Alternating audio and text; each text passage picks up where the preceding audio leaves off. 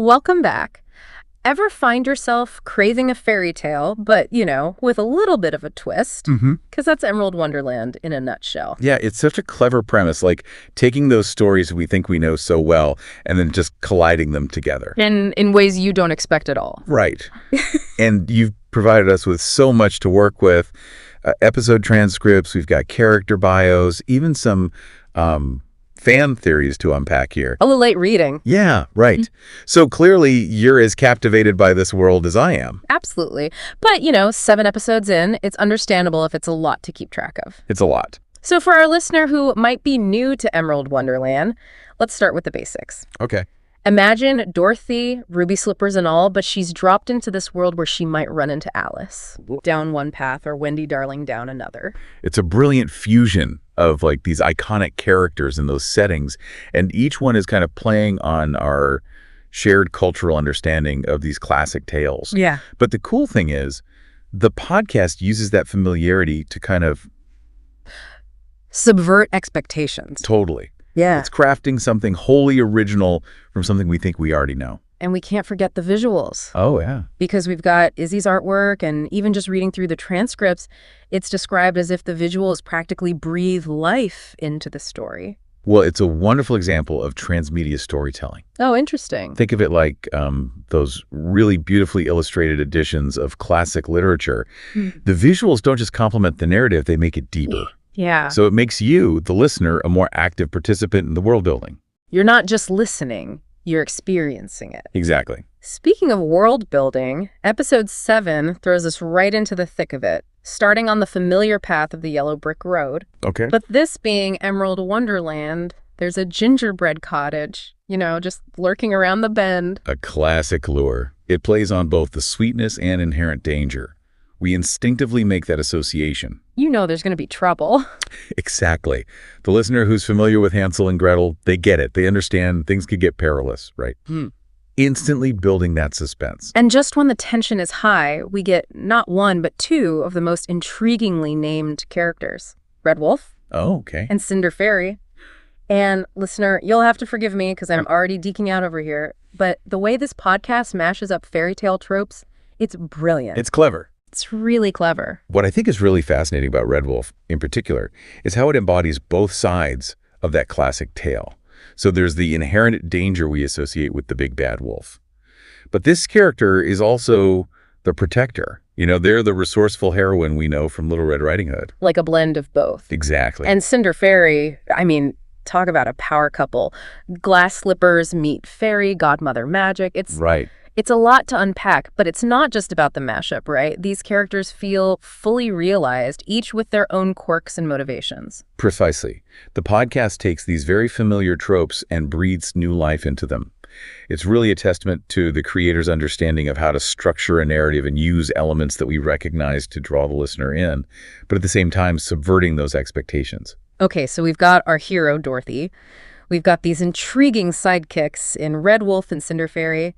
Where do we go next? Let's see. The Whispering Meadow. Honestly, it sounds breathtaking, just from the description.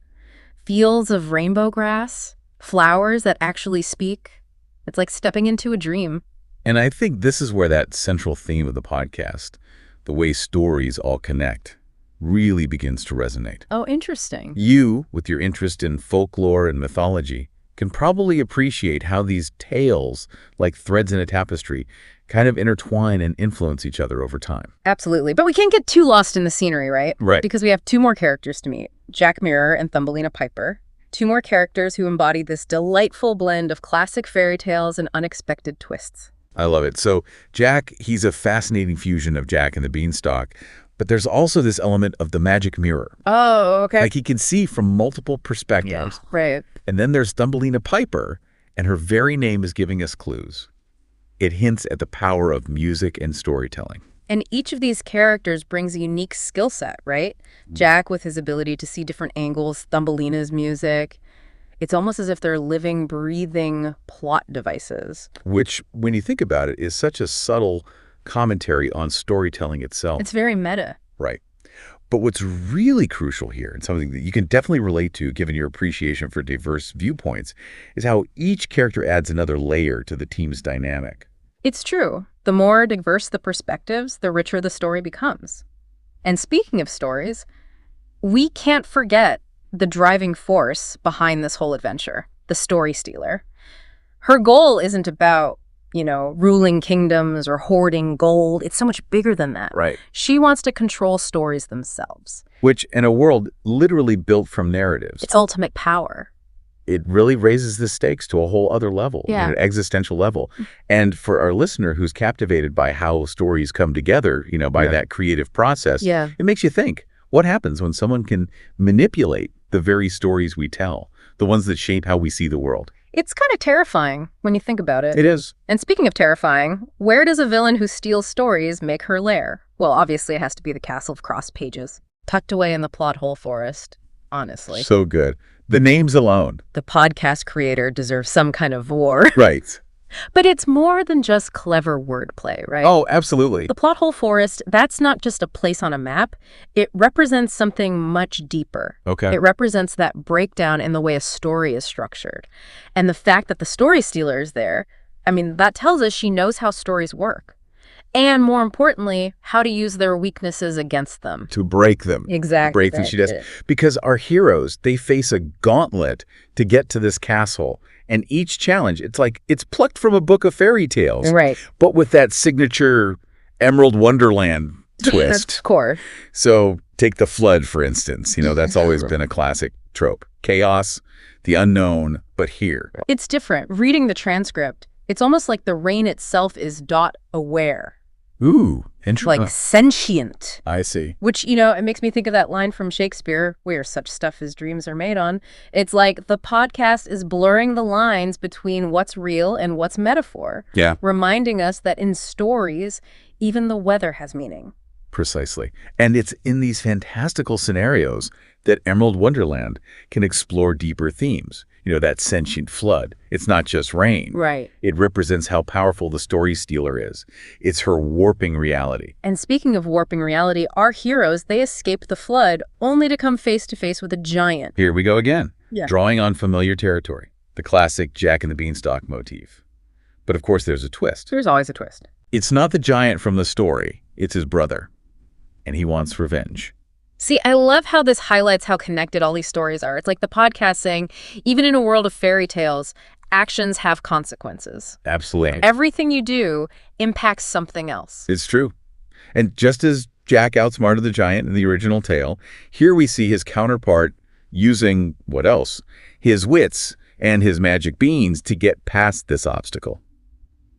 But it comes at a cost, doesn't it? It always does. He's down to his last bean. Which, if I'm remembering the transcript correctly, that's when they hit the wall, so to speak. Oh. Literally. Okay. A wall of Humpty Dumptys. Now that's an image that's going to stick with you. And a little creepy, too, if I'm being honest. Yeah. Because Humpty Dumpty, Yeah. already connected to fragility, to things you can't fix, it takes on a whole other meaning here. It's like they're a warning. Don't mess with the story stealer, right? Yeah. She can manipulate stories, but she can also destroy them. Oh, absolutely. But in the middle of all this chaos, we meet what might be the most interesting character yet. The Cheshire Wizard. Oh, yes. A little Cheshire cat, a dash of the Wizard of Oz. The best of both worlds. This is the classic trickster mentor we see in so many stories. They'll give you a clue, maybe a hint. But can you trust him? Exactly. And as we head into the final part of Emerald Wonderland, Episode 7, the stakes, they get really personal. Yeah. Even more so for those of us, like our listener, who we get it. We get how powerful stories can be. Exactly. Because here we are. Yeah. Our heroes are standing face to face with the story stealer. It's showdown time. But like you were saying, this is more than just a fight. Oh, right? Yeah, this is deeper. This is happening in the very essence of who they are and their stories. And the story stealer, well, with her powers, she tries to literally rewrite our heroes, Dorothy.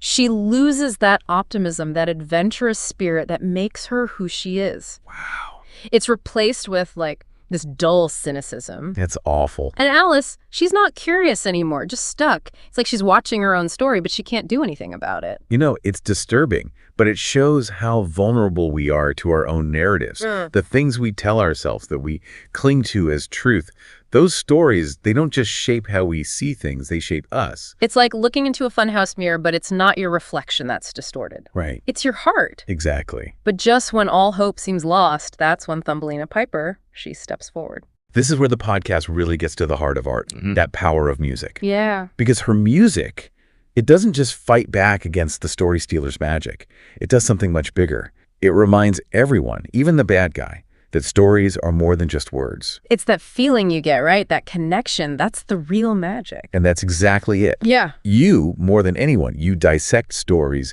you understand them. Good try. So you get how brilliant this is, this theme. It goes back to why we as humans crave stories. It's that shared experience that goes beyond logic. It hits you right in the feels. Exactly. And as that emotional wall crumbles, everything changes. The whole castle, which is full of all these stolen stories, it's like it fights back. No way. You get glimpses of Cinderella, Sleeping Beauty, even the magic mirror. And they're all adding their voices to this wave of defiance. It's like the power of storytelling as a force. Right. The story stealer, for all her power, she can't silence everyone. She can't erase the experiences that make up a narrative. It reminds me, especially these days, that no one person can control the story if we have the guts to share our own truth. And the scene, it becomes this explosion of magic and rebellion. Dorothy finds her ruby slippers again. Come on, ruby slippers. And they're even stronger now because her belief is back. Yes. And Jack Mirror, he's not just reflecting images, he's reflecting hope. He's reflecting everything the story stealer wants to destroy. I love it. And that's the message, isn't it? It's not about strength or power. It's about believing. Believing in stories, believing in the good in them. That's how you win. And that resonates even outside this crazy fairy tale world. It really does. But, this wouldn't be Emerald Wonderland without one final twist, right? Okay, hit me with it. So the story stealer's defeated. The other characters, they're free to go back to their own stories. But our main group, Dorothy, Red Wolf, all of them, they decide to keep going.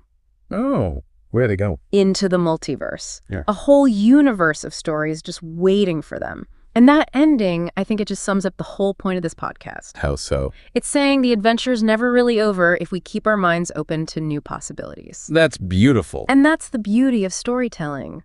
So, to our listener, ready to jump down the rabbit hole of Emerald Wonderland. I see what you did there. I had to. But really, what's your advice? Where should they start?